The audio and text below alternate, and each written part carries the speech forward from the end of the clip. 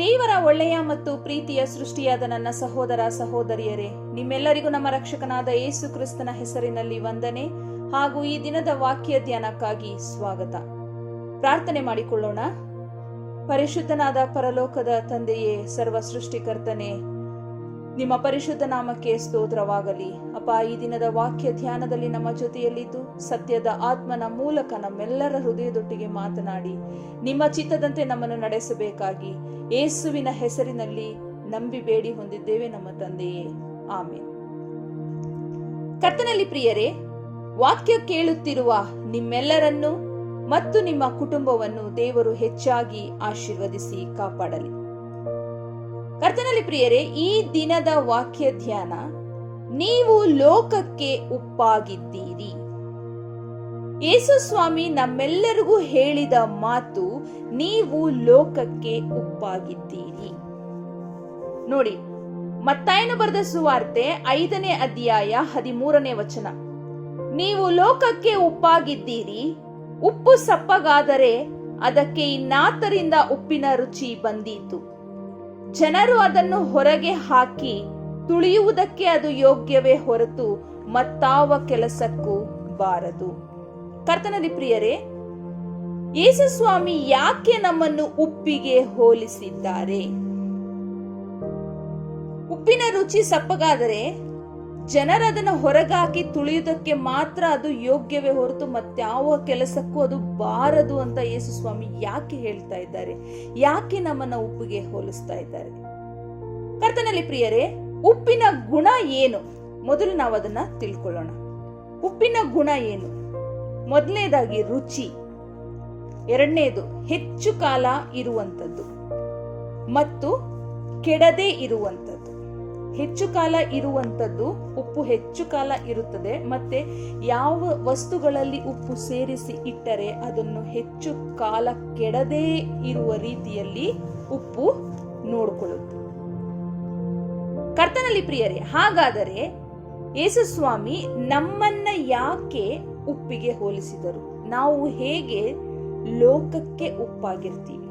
ಕರ್ತನಲ್ಲಿ ಪ್ರಿಯರೇ, ನಾವು ನಾಶವಾಗದೆ ನಮ್ಮ ಸುತ್ತಲಿರುವ ನಮ್ಮವರನ್ನು ಇತರರನ್ನು ನಾಶವಾಗದ ಹಾಗೆ ಕಾಪಾಡುವುದರ ಮೂಲಕ ರುಚಿಕರವಾದ ಜೀವಿತವನ್ನು ನಾವು ಈ ಲೋಕದಲ್ಲಿ ಜೀವಿಸಬೇಕು ಎನ್ನುವಂಥದ್ದನ್ನ ಯೇಸು ಸ್ವಾಮಿ ಈ ರೀತಿಯಾಗಿ ನಮಗೆ ತಿಳಿಸಿಕೊಟ್ಟಿದ್ದಾರೆ. ಈ ರೀತಿಯಾದ ಜೀವಿತಕ್ಕೆ ವಿರುದ್ಧವಾಗಿ ನಾವು ಜೀವಿಸಿದ್ದೇ ಆದಲ್ಲಿ ನಾವು ನರಕಕ್ಕೆ ಪಾತ್ರರಾಗುತ್ತೀವಿ. ಅದಕ್ಕಿಂತ ಮತ್ಯಾವ ಪ್ರಯೋಜನಕ್ಕೂ ನಾವು ಬರುವುದಿಲ್ಲ. ಇನ್ನೊಂದ್ಸತಿ ಹೇಳ್ತೀನಿ, ನಾವು ನಾಶವಾಗದೆ, ನಾವೂ ಸಹ ನಾಶವಾಗದೆ ನಮ್ಮ ಸುತ್ತಲಿರುವ ನಮ್ಮವರನ್ನು ಇತರರನ್ನು ನಾಶವಾಗದ ಹಾಗೆ ಕಾಪಾಡುವುದರ ಮೂಲಕ ರುಚಿಕರವಾದ ಜೀವಿತವನ್ನು ನಾವು ಈ ಲೋಕದಲ್ಲಿ ಜೀವಿಸಬೇಕು. ಕರ್ತನಲ್ಲಿ ಪ್ರಿಯರೇ, ಮಾರ್ಕನು ಬರೆದ ಸುವಾರ್ತೆ 9ನೇ ಅಧ್ಯಾಯ 49ನೇ ವಚನವನ್ನ ನೋಡಿ. ಪ್ರತಿಯೊಬ್ಬನಿಗೂ ಬೆಂಕಿ ಎಂಬ ಉಪ್ಪಿನ ಹದವು ಕೊಡಲ್ಪಡಬೇಕು. ಕರ್ತನಲ್ಲಿ ಪ್ರಿಯರೇ, ಗಮನಿಸಿರಿ, ಪ್ರತಿಯೊಬ್ಬನಿಗೂ ಬೆಂಕಿ ಎಂಬ ಉಪ್ಪಿನ ಹದವು ಕೊಡಲ್ಪಡಬೇಕು. ಬೆಂಕಿ ಎಂಬ ಉಪ್ಪು, ಗಮನಿಸಿದ್ರ? ನಿಮ್ಮೊಳಗೆ ಉಪ್ಪು ಇರಲಿ, ಒಬ್ಬರಿಗೊಬ್ಬರು ಸಮಾಧಾನದಿಂದಿರಿ. ಕರ್ತನಲ್ಲಿ ಪ್ರಿಯರೇ, ನಿಮ್ಮೊಳಗೆ ಉಪ್ಪು ಇರಲಿ, ಒಬ್ಬರಿಗೊಬ್ಬರು ಸಮಾಧಾನದಿಂದಿರಿ. ಅದೇ ರೀತಿಯಾಗಿ ಮತ್ತಾಯನು ಬರೆದ ಸುವಾರ್ತೆ 3ನೇ ಅಧ್ಯಾಯ 11ನೇ ವಚನದಲ್ಲಿ, ಮತ್ತಾಯನು ಬರೆದ ಸುವಾರ್ತೆ 3ನೇ ಅಧ್ಯಾಯ 11ನೇ ವಚನದಲ್ಲಿ ಸ್ನಾನಿಕನಾದ ಯೋಹಾನನು ಈ ರೀತಿಯಾಗಿ ಹೇಳ್ತಾ ಇದ್ದಾರೆ, ನಾನಂತೂ ನಿಮ್ಮ ಮನಸ್ಸು ತಿರುಗಿಕೊಳ್ಳಬೇಕೆಂಬುದಕ್ಕೆ ನಿಮಗೆ ನೀರಿನಲ್ಲಿ ಸ್ನಾನ ಮಾಡಿಸುತ್ತೇನೆ. ನಾನಂತೂ ನಿಮ್ಮ ಮನಸ್ಸು ತಿರುಗಿಕೊಳ್ಳಬೇಕೆಂಬುದಕ್ಕೆ ನಿಮಗೆ ನೀರಿನಲ್ಲಿ ಸ್ನಾನ ಮಾಡಿಸುತ್ತೇನೆ. ಆದರೆ ನನ್ನ ಹಿಂದೆ ಬರುವವನು ನನಗಿಂತ ಶಕ್ತನು, ಆತನ ಕೆರಗಳನ್ನು ಹೊರಲಿಕ್ಕೂ ನಾನು ಯೋಗ್ಯನಲ್ಲ. ಆತನು ಪವಿತ್ರಾತ್ಮನಲ್ಲಿಯೂ ಬೆಂಕಿಯಲ್ಲಿಯೂ ನಿಮಗೆ ಸ್ನಾನ ಮಾಡಿಸುವನು. ಪವಿತ್ರಾತ್ಮನಲ್ಲಿಯೂ ಬೆಂಕಿಯಲ್ಲಿಯೂ ನಿಮಗೆ ಸ್ನಾನ ಮಾಡಿಸುವನು. ಮೇಲಿನ ವಚನದಲ್ಲಿ ನಾವೇನ್ ಗಮನಿಸಿದ್ರಿ? ಮಾರ್ಕ 9:49, ಪ್ರತಿಯೊಬ್ಬನಿಗೂ ಬೆಂಕಿ ಎಂಬ ಉಪ್ಪಿನ ಹದವು ಕೊಡಲ್ಪಡಬೇಕು. ನಿಮ್ಮೊಳಗೆ ಉಪ್ಪು ಇರಲಿ. ಪ್ರತಿಯೊಬ್ಬರು ಅಂದ್ರೆ ಒಬ್ಬರಿಗೊಬ್ಬರು ಸಮಾಧಾನದಿಂದಿರಿ.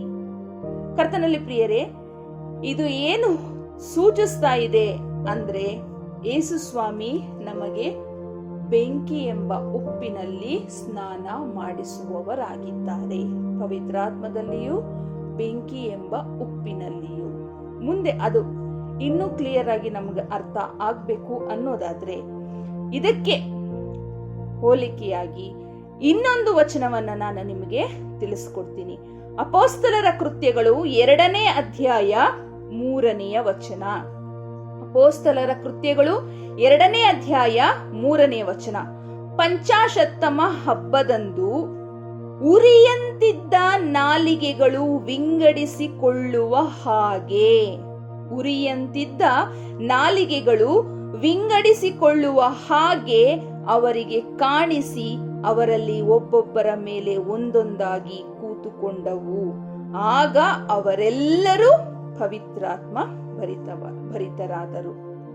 ಸುಮಾರು 3,000 ಜನ ಅಂದು ಶಿಷ್ಯರ ಮಂಡಲಿಗೆ ಸೇರ್ತಾರೆ. 3,000 ಜನರಿಗೆ ಪವಿತ್ರಾತ್ಮನಿಂದ ಮತ್ತೆ ಬೆಂಕಿಯಿಂದ ಸ್ನಾನ ಉಂಟಾಗುತ್ತೆ. ಪವಿತ್ರಾತ್ಮನನ್ನು ಅವರು ಪಡೆದುಕೊಳ್ತಾರೆ. ಇದರಿಂದ ನಮಗೆ ಗೊತ್ತಾಗ್ತಾ ಇದೆ, ಉರಿಯಂತಿರುವಂತಹ ಅಂದ್ರೆ ಬೆಂಕಿಯಿಂದ ಸ್ನಾನ ಮಾಡಿಸ್ತಾರೆ ಅಂದ್ರೆ ಅದು ಯೇಸು ಸ್ವಾಮಿಯಿಂದ ಮಾತ್ರ ಸಾಧ್ಯ. ಬೆಂಕಿ ಎಂಬ ಉಪ್ಪು, ಉಪ್ಪು ಅಂದ್ರೆ ಆ ಪವಿತ್ರಾತ್ಮನ ಶಕ್ತಿ ನಮ್ಮಲ್ಲಿ ಇರಬೇಕು. ಉರಿಯಂತಿದ್ದ ನಾಲಿಗೆಗಳು ಅಂದ್ರೆ ಅರ್ಥ, ಉರಿ ಅಂದ್ರೆ ಬೆಂಕಿ. ಬೆಂಕಿಯಂತಿದ್ದ ನಾಲಿಗೆಗಳು ವಿಂಗಡಿಸಿಕೊಂಡು ಅವರೆಲ್ಲರ ಮೇಲೆ ಒಂದೊಂದಾಗಿ ಕೂತ್ಕೊಳ್ತು ಅಂದ್ರೆ ಅದರ ಅರ್ಥ ಆತನು ಅಂದ್ರೆ ಯೇಸು ಸ್ವಾಮಿ ಅವರೆಲ್ಲರಿಗೂ ಬೆಂಕಿಯಿಂದ ಸ್ನಾನ ಮಾಡಿಸುವುದರ ಮೂಲಕ ಅವರೆಲ್ಲರಲ್ಲಿ ಪವಿತ್ರಾತ್ಮನ ಶಕ್ತಿಯನ್ನು ಕಳಿಸಿಕೊಟ್ಟರು.